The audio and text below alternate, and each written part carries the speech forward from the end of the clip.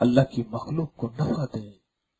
दुखियारी इंसानियत, गमों के मारी इंसानियत, दुखों के मारी मखलूक को नफा दें, उनके नफे के लिए सोचें। अरे देगा अल्लाह, तू जरिया तो बन। अल्लाह के बंदों को अल्लाह से मिलाएं, अल्लाह के बंदों को अल्लाह के करीब करें, अल्लाह के बंदों के गमों को सुनें, उन गमों को समझें, और उनके गमों को न सुना न समझा फिर वो गैर अल्लाह की तरफ जाएंगे, फिर कहते हो शिर्क करता है। तूने उसे अल्लाह का रास्ता दिखाया ही नहीं, अब से फतवे लगाने बैठा हुआ है, तो दिन रात यही कुछ करता है, शिर्क की तस्वीर पड़ता है। तो उसे अल्लाह का रास्ता दिखा, हक का रास्ता दिखा।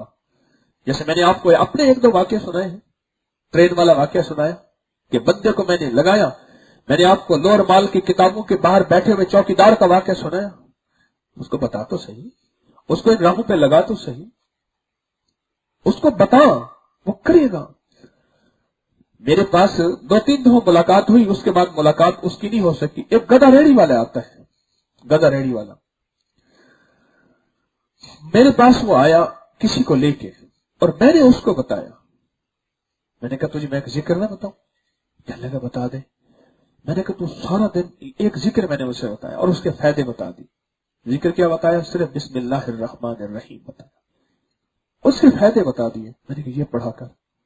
सबसे पहले तेरा गधा बीमार नहीं होगा, गधे का फिक्र बहुत होता है, बीमार हो गया तो रोजी गई, रोटी गई। दूसरा, काम बहुत मिलेगा, और तीसरा, ये गधा रेड़ी है, ये अक्सर टूटी परेशान ये नहीं होगा। तीसरा, घर में झगड़ा भी होता है। बिस्मिल्लाह के तो फायदे अजीबो गरीब कमालात हैं। आप कभी बिस्मिल्लाह के कमालात में डूबे जाएं। ये या रब्बे मूसा या रब्बे कलीम बिस्मिल्लाहिर्रहमानिर्रहीम, इसकी ढाल तो बिस्मिल्लाह है। इस वजीफे के जो फायदे सामने आ रहे हैं इंसानियत में, मखलूक में, गुमशुदगी में भी, परेशानियों में भी, मुश्किलात में भी, मसाइल में भी, इसके पर तो यही है, या रब्बे मूसा या रब्बे कलीम। और इसके पर क्या है? बिस्मिल्लाहिर्रहमानिर्रहीम। इसके पर तो यही है, इसके पर यही। ये बिस्मिल्लाह के अनोखे फायदे। मुझे कहते हैं कि जी अब बस हो गई है, सारा दिन बिस्मिल्लाहिर्रहमान, और कहते हैं वाकई फायदा है, क्योंकि अनपढ़ को यकीन जरा ज्यादा होता है।